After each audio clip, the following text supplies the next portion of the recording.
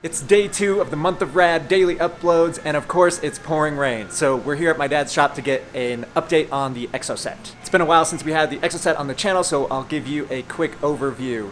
It is the motor and driveline of a 99 Miata with what's called an Exomotive Exocet exoskeleton thing. Last year he put the Skunk 2 intake manifold and throttle body, headers, cams on it, then added slicks, and we dropped like, I don't know, something like 10 or 15 seconds off the lap time at HPR. It was wild. This year, we're kind of getting it ready for the turbo, but not quite turboing it yet. So we got the ATI Super Damper, as well as the Megasquirt 3 Pro ECU. So today's mission is to try and get it started after all of that. So Miatas are interesting in that you have kind of two ways to do things. We both have the same 99 motor in our cars. Mine uses the crank angle sensor up here. He doesn't have that at all. So he's got, I think, the crank position sensor down there, which triggers off the wheel. The normal Miata is like a 4-tooth, and so for tuning, they want you to have the 36 tooth. So technically it's the 36 minus 2. There's the 2 missing teeth right there. I'm not sure why that would be. We also got the wideband installed with this custom gauge cluster switch plate. That's pretty sweet. And I think we'll be taking it to the same dyno where I took mine in just a couple weeks. So hopefully we can get some content from there later. So it's got to be 35 thousandths from the teeth to the sensor. Oh, come on, Mika, don't kiss me. Mika approves, although I don't think she wants a ride. She used to like riding in my Miata before the turbo, but now it's too loud for her. This one's even louder than mine, so I know she wouldn't like that. So that's a special tool to hold the pulleys while you tighten them? It's not that special. It's just Harbor Freight. They've got different sizes. They really come in handy.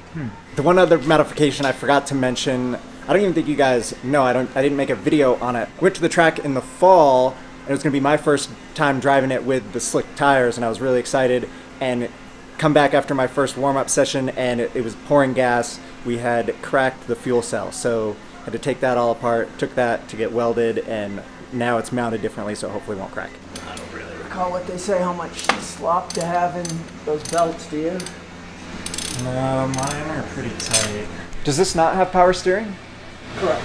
Oh, I don't think I ever knew that. How funny. Until it was just power now. steering. Uh-huh. And I think you are supposed to do something to the steering rack. Right, yeah, the rack looks like a power steering. It is. It's a power steering rack. Yeah, I don't know why it never crossed my mind that until just now that it didn't have that. Anytime I've lost the power steering belt in my Miata, it's not noticeable once you're moving. It's just when you are starting out, like going on a parking lot or just the very first moments of driving is when you notice it. But as soon as you start driving, you don't really notice it. This is another piece that I do not have on my car. Sway bar? No, not at all. I think it's something for off-road cars. They don't have them. Oh. I think most people don't run one. I don't know. I could be wrong. The guys I met in Grand Junction said I should have one in the back. So that's something I was going to try and build it today, but the rain, so maybe tomorrow.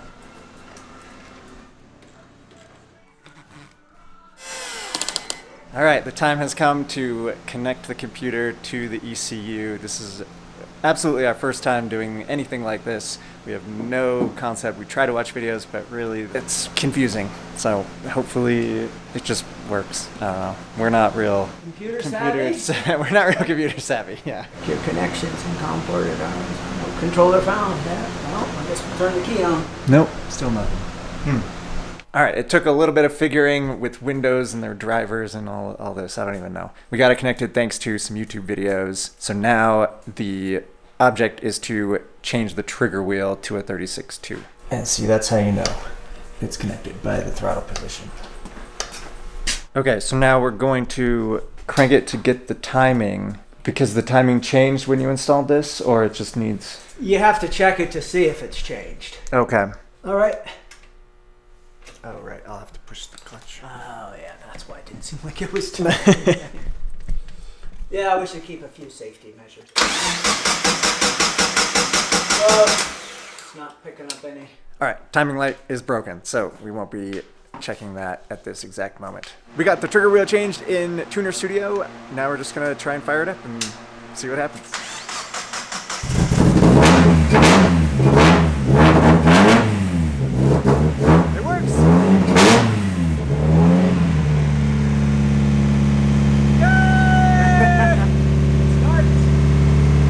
Is it idling, or are you holding the gas? It's idling now. Cool. All right, it worked. Easier than I was expecting. I wouldn't have been surprised if it didn't turn on, but we'll take Well, it. it didn't run for crap after I connected that vacuum line, like I was saying, but it's running right close to now. Yeah, now at least it'll drive onto the trailer so we can take it up to James's dyno shop, but that'll be a couple weeks away.